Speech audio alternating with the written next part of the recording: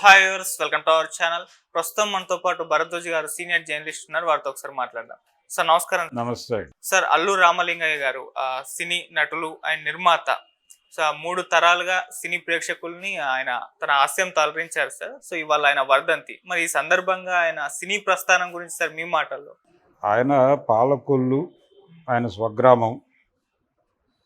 పాలకొల్లులో నాటక కళ బాగా వర్ధిల్లింది. దాసనారాయణరావు గారు కూడా అక్కడి నుంచి వచ్చాడు. అయితే దాసరి కంటే సీనియర్ ఈయన చాలా. ఇప్పుడు రాజకీయ రంగంలో సంచలనం సృష్టిస్తున్నటువంటి పరకాల అనే ఇంటి పేరు తెలుసుంటుంది అందరికీ. ఈ పరకాల ప్రభాకర్, వీరి తండ్రి గారు ఒక ఆయన ఉండేవాడు ఆ రోజుల్లో. ఆయన రాజకీయాల్లో ఉన్నాడు, చాలా పాపులర్ నాయకుడు ఆయన ఆ రోజుల్లో. ఆయన నాటక రచయిత కూడా. ఆయన రాసినటువంటి నాటకాల్లో అల్లు రామలింగయ్య గారు యాక్ట్ చేసేవాడు. అలా అనుబంధం. ఆ తర్వాత అల్లు రామలింగయ్య గారు అల్లుడు పెట్టినటువంటి పార్టీలో పరకాల ప్రభాకర్ పనిచేశాడు, అది వేరే గొడవ. అయితే ఆయన పుట్టినప్పటి నుంచి తన చుట్టుపక్కల ఉన్న వాళ్ళని ఇమిటేట్ చేయటం అనేది ఒక కళగా ఆకలింపు చేసుకున్నాడు అల్లు రామలింగయ్య గారు. అంటే ఎవరు ఏం మాట్లాడుతున్నారు, ఎలా మాట్లాడుతున్నారు, వాళ్ళ మేనరిజమ్స్ ఏమిటి అనేది విపరీతంగా అబ్జర్వ్ చేసేవాడు ఆయన.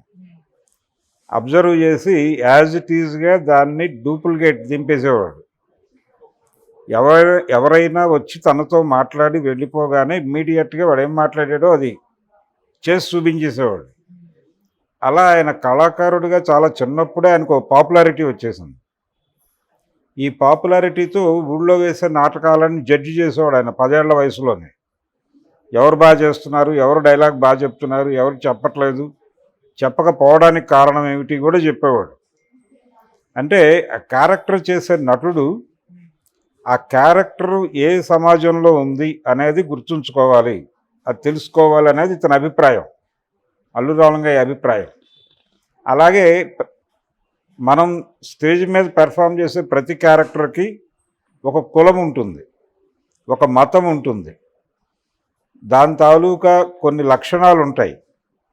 ఇవన్నీ తెలియకుండా క్యారెక్టర్ చేయకూడదు అనేది అల్లు రామలింగయ్య గారి అభిప్రాయం. ఆయన శంకరాభరణం సినిమాలో జేవి సోమయాజులు గారి ఫ్రెండ్గా నటిస్తాడు. శంకర శాస్త్రి స్నేహితుడు అంటే ఆయన బ్రాహ్మణ పద్ధతిలో కనిపించాలి. టోటల్గా బ్రాహ్మణ పద్ధతిలోనే కనిపిస్తాడు అల్లు రామలింగయ్య గారు.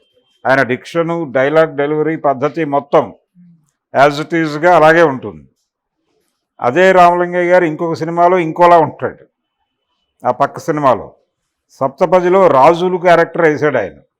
అదే డైరెక్టర్, అదే విశ్వనాథ్ గారు. రాజులుగా రామలింగయ్య గారి మాడ్యులేషన్ ఒకలా ఉంటుంది, చాలా గంభీరంగా మాట్లాడతాడు ఆయన. ముఖ్యంగా నా మనవరాలు ఒక దళితుడిని ప్రేమిస్తోంది అని సోమయాజులు క్యారెక్టర్ చెప్పినప్పుడు రాజులుగా అల్లు రామలింగయ్య రియాక్ట్ అయ్యే పద్ధతి, ఆయన డైలాగ్ చెప్పే తీరు చాలా డిఫరెంట్గా ఉంటుంది, చాలా గంభీరంగా. శంకర విజయం చదువుకుని మీరేమిటి ఇలా మీమాంసలోకి వెళ్తారు యాజులు గారు అంటాడు. ఆ డైలాగ్ చెప్పే పద్ధతి అదంతా అల్లు రామలింగయ్య టోటల్ డిఫరెంట్గా ఉంటాడు. శంకరాభరణం రామలింగయ్య కాదు ఆయన. శుభలేఖలో రామలింగయ్య వేరు మళ్ళీ. అలాగే బొబ్బిలిపూలి సినిమాలో రామలింగయ్య వేరు, వేటగాడులో రామలింగయ్య వేరు.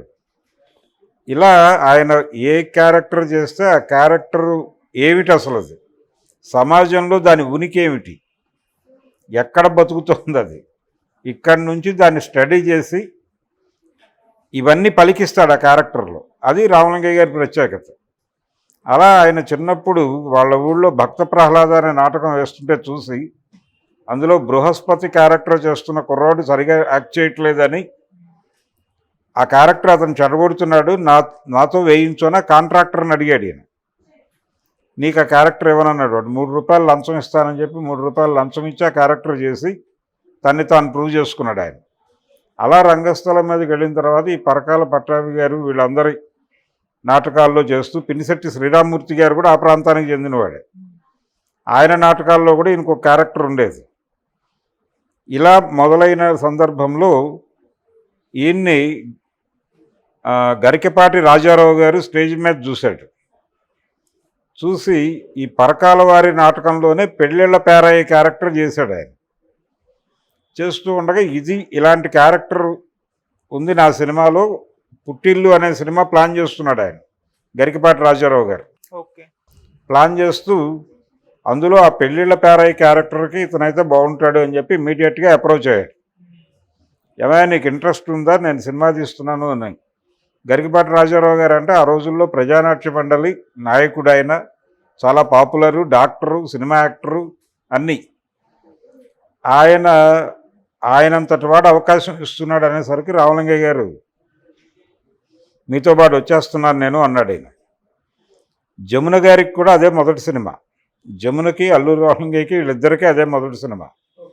అలాగే కృష్ణ గారి మేకప్ మ్యాన్ మాధవరావు కూడా ఆయనే గురువు, గరికపాటి రాజారావు గారే. గరికపాటి రాజారావు గారి శిష్యుల మీద ఆయన ప్రభావం ఎలా ఉండేదంటే, జమున గారు చనిపోయే వరకు, ఇప్పుడుందో లేదో నేను చెప్పలేను కానీ, చనిపోయే వరకు ఆవిడ ఇంట్లో ఎంటర్ అవగానే రాజారావు గారి ఫోటో ఉండేది పెద్దగా.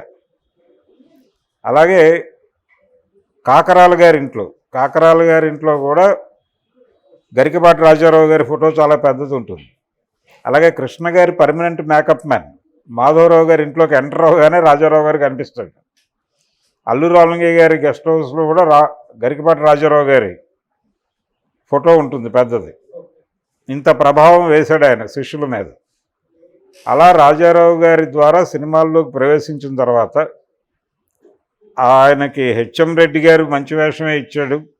ఆ తర్వాత సినిమాలో కేవీ రెడ్డి గారి సినిమాల్లో కూడా మంచి క్యారెక్టర్స్ దొరికినాయి. మాయాబజార్లో వంగర వెంకట సుబ్బయ్య గారి కాంబినేషన్లో క్యారెక్టర్ దొరికింది. ఆ తర్వాత గుండమ్మ కథలో హోటల్ వాడిగా కనిపిస్తాడు. ఏ క్యారెక్టర్ చేసినా కానీ ఆ క్యారెక్టర్ దాని తాలూకా స్వభావము అర్థం చేసుకుని డైలాగ్లో కూడా దాన్ని పలికించేటువంటి పద్ధతిలో ఆయన వాచకం ఉంటుంది రామలింగయ్య గారిది. అలాగే ఈయన చిన్నప్పుడు మిమిక్రీ ఆర్టిస్ట్ కూడా. మిమిక్రీలో ఒక ప్రత్యేక కళ ఉంటుంది. ఆ కళ ఏంటంటే గిబ్రిష్ అంటారు. అంటే వాళ్ళు ఏదో ఒక లాంగ్వేజ్ మాట్లాడతారు, ఆ లాంగ్వేజ్ లాగా అనిపిస్తుంది, తెలుగులా అనిపిస్తుంది కానీ అది తెలుగు కాదు. ఇంగ్లీష్లా అనిపిస్తుంది కానీ ఇంగ్లీష్ కాదు అది. రష్యా భాషలాగా అనిపిస్తుంది కానీ రష్యా భాష కాదు అది. ఇది ఒక టిపికల్ లాంగ్వేజ్ ఒకటి ఉంటుంది, వాళ్ళు ఆ భాషలో అనిపించేలాగా మాట్లాడతారు. ఈ టాలెంట్ అల్లూరి రామలింగయ్య గారిలో ఉండేది. ఒకసారి ఒక స్టూడియోలో ఆయనకి ఒక హిందీ ఫిలిం మెడ్రాస్లో షూట్ అవుతోంది. దిలీప్ కుమార్ గారు షార్ట్ గ్యాప్లో ఉన్నాడు. ఆయనకి రామలింగయ్య గారిని పరిచయం చేశారు. ఈయన రామలింగయ్య గారిని అప్పటికి 600 సినిమాలు చేశాడు. ఆయన టోటల్గా 1030 సినిమాలు యాక్ట్ చేశాడు. అప్పటికి 600 సినిమాలు కంప్లీట్ అయినాయి. 600 సినిమాలు చేసినటువంటి కమెడియన్ ఇతను అని పరిచయం చేశారు. ఆయన గ్లాడ్ టు మీట్ యూ అని షేక్ హ్యాండ్ ఇచ్చి వెళ్ళిపోదామనే మూడ్లో ఉన్నాడు. ఈయన ఆయన్ని నిలబెట్టాలనుకున్నాడు రామలింగయ్య గారు. అనుకుని ఈయన హిందీలో మాట్లాడాడు, తనదైన హిందీలో. ఆయనకు అర్థం కాల ఏం మాట్లాడుతున్నాడు. సడన్గా షాక్ అయిపోయి వింటున్నాడు ఆయన. ఈయన ధోరణిలో ఈయనదైన హిందీలో మాట్లాడుతున్నాడు. హిందీలో అనిపిస్తోంది కానీ అదేమిటో తెలియదు. ఆయన కన్ఫ్యూజ్ అయిపోయి ఏం మాట్లాడుతున్నావు నువ్వు అంటే, ఈయన మళ్ళీ చెలరాగిపోయి మాట్లాడితే ఆయన దుబాసీని పిలిచి ఇతను ఏం మాట్లాడుతున్నాడో ట్రాన్స్లేట్ చేసి చెప్పు నాకు. నా వల్ల కాదు. ఎందుకు చెప్పలేవంటే అది గిబిష్ మాట్లాడుతున్నాడు ఆయన ఇందాక నుంచి మీతో, మీరేమో అలా వినేస్తున్నారు, ఇలా గంట మాట్లాడగలడు అతను. ఇదొక కళ. ఈ కళని సినిమాల్లో ప్రదర్శించాడు ఆయన. ఈయనలో ఈ కళ ఉందనే విషయాన్ని కనిపెట్టినటువంటి సినిమా దర్శకుడు రాఘవేంద్రరావు గారు, అలాగే జంధ్యాల గారు. రాఘవేంద్రరావు గారు కల్పన అనే సినిమాలో ఇది వాడాడు రామలింగయ్య గారిలో ఉన్న ఈ టాలెంట్ని. అందులో ఒక రైటర్ క్యారెక్టర్ చేస్తాడు ఆయన కథ రాస్తుంటే ఆ క్యారెక్టర్లు వచ్చి ఇంతో ఘర్షణ పడతాయి. ఈ క్యారెక్టర్లను భయపెట్టడం కోసం ఆయన గిబ్రిష్లోకి వెళ్ళిపోయి హడావిడి చేస్తాడు, అవి పారిపోతాయి. అలా రాఘవేంద్రరావు అక్కడ వాడాడు. 2 జిళ్ల సీతలో కోడల్ని హెరాస్ చేసేటువంటి, కట్నం కోసం కోడల్ని హెరాస్ చేసే మామగారి క్యారెక్టర్లో రామలింగయ్య గారు కనిపిస్తాడు. అదేమిటి అని అడగడానికి వచ్చిన కుర్రోళ్ళ మీద ఈ గిబ్రిష్ లాంగ్వేజ్లో చెలరేగిపోతాడు. వాళ్ళు కూడా కౌంటర్గా ఇదే గిబ్రిష్ లాంగ్వేజ్లో తగులుకుంటారు. అప్పుడు అర్థమవుతుంది దీనికి ఏంటి పరిస్థితి అనేది. అలా అదొక టిపికల్ మేనరిజమ్స్ ఉండేవి ఆయనకి. ఆ మేనరిజమ్స్తో ఆడియన్స్ని అట్రాక్ట్ చేసేవాడు. ఆయన కమెడియన్ అని చెప్పడానికి లేదు, అలాగని విలన్ అని చెప్పడానికి లేదు. ఆయన విలన్ త్రయంలో ఉండేవాడు. అంటే ఆ రోజుల్లో 3 విలన్లు ఉండటం సాంప్రదాయంగా నడిచింది కొంతకాలం. ఓకే. రామలింగయ్య గారు, రావుగోపాలరావు, సత్యనారాయణతో క్రూయల్ విలన్ చేయించేవాళ్ళు. రావుగోపాలరావు గారితో కొంచెం కుటిలమైనటువంటి విలని. ఈయన గుంటనక్క వ్యవహారం రామలింగయ్య గారిది. ఇలా నడిచేవి ఆయన క్యారెక్టర్లు. ఇదే టైంలో కొంచెం పెద్ద మనిషి తరహా పాత్రలు కూడా పోషించేవాడు ఆయన. చంటబ్బాయిలో సుహాసిని తండ్రి పాత్రలో ఆయన చాలా జెంటిల్గా ఉంటాడు. కామెడీ టచ్ ఉంటుంది కానీ చాలా జెంటిల్గా ఉంటుంది క్యారెక్టర్. అలాగే సప్తపది, ఇందాక నేను చెప్పినట్టుగా సప్తపదిలో క్యారెక్టరు, శంకరాభరణం క్యారెక్టరు. విశ్వనాథ్ గారి సినిమాల్లో రామలింగయ్య గారు కంపల్సరీగా ఉండేవాడు. బాపు గారి సినిమాల్లో రామలింగయ్య గారు కంపల్సరీగా ఉండేవాడు. ఎందుకు అంటే ఈయనకి క్యారెక్టర్ ఇచ్చేస్తే మిగిలింది ఆయన చూసుకుంటాడు అనే కాన్ఫిడెన్స్. ఆయన ముత్యాల ముగ్గు సినిమాలో ఒక కోతి కరిచిన సందర్భంలో కోతిగా కనిపించాలి. ఆయన ఎంతగా కోతిలా అయిపోయాడంటే ఆయన తన్ని తాను ట్రాన్స్ఫార్మ్ చేసుకున్నాడు. ఒక చిన్న ఇలాంటి హ్యాండ్ రెస్ట్ మీద ఆయన టోటల్ బాడీ మొత్తం ఆయన నిలబెట్టి కూర్చుంటాడు. ఆయన అది మామూలు వ్యవహారం కాదు. అనుకరణ అనేది ఆయనలో జీర్ణించుకుపోయిన కళ. ఆ కళ ఉండటం వలన ఆయన అలాంటి షాట్స్ ఈజీగా చేసేవాడు. అది ఆయన టాలెంట్. అలాగే కామెడీ టైమింగ్, డైలాగ్ టైమింగ్ చాలా అద్భుతంగా ఉండేది ఆయనది. చిరంజీవి కాంబినేషన్లో ఆయన చేసినటువంటి రౌడీ అల్లుడి సినిమాలో డైలాగ్ ఉంటుంది, బొంబాయిలో ఇంతే, బొంబాయిలో ఇంతే అని. అది అద్భుతంగా పేలింది ఆ టైంలో. అంటే ఏ డైలాగ్ అయినా సరే ఆ టైమింగ్లో క్యారీ చేసేవాడు ఆయన. అది ఆడియన్స్ది భూతపదంగా మారిపోయేది ఆయన చెప్పిన తర్వాత. అలాగే అందాల రాముడు సినిమాలో ఆయన తీతా క్యారెక్టర్ తీసేసిన తహసీల్దార్ తీతా అంటాడు. ఆమ్యామ్య, లంచానికి పర్యాయ పదం ఆమ్యామ్య అనేది ఆయన మేనరిజమే, రామలింగయ్య గారి మేనరిజమే. ఇలా రకరకాలుగా జనాలతో రోజువారీ జీవితంలో కలగలిసిపోయినటువంటి నటుడు ఆయన. ఆయన్ని ఒక మూసకి కట్టి ఒక ఘాటన కట్టి చెప్పుకునే నటుడు కాదు ఆయన. టోటల్గా తెలుగు నటుడు. 1116 చిత్రాలు నటించాలనేది ఆయన టార్గెట్. 1030 చేశాడు ఆయన. చివరి రోజుల్లో ఆయనకి క్యారెక్టర్స్ వచ్చేవి కానీ అరవింద్ గారు వద్దని చెప్పేవాడు. వద్దు, ఏజ్లో యాక్ట్ చేయడం కరెక్ట్ కాదు అని చెప్పి ఆపేసేవాడే. కొన్ని క్యారెక్టర్లు ఆయన దాకా వెళ్లకుండా కూడా ఆపేవాడు. నా బొచ్చులో రాయేస్తున్నాడు నా కొడుకే అని చెప్పి ఆయన బయట మాట్లాడేవాడు రామలింగయ్య గారు. ఈయన ప్రొడ్యూసర్ అవడం కూడా ఆయనకి ఇష్టం లేదు నిజానికి.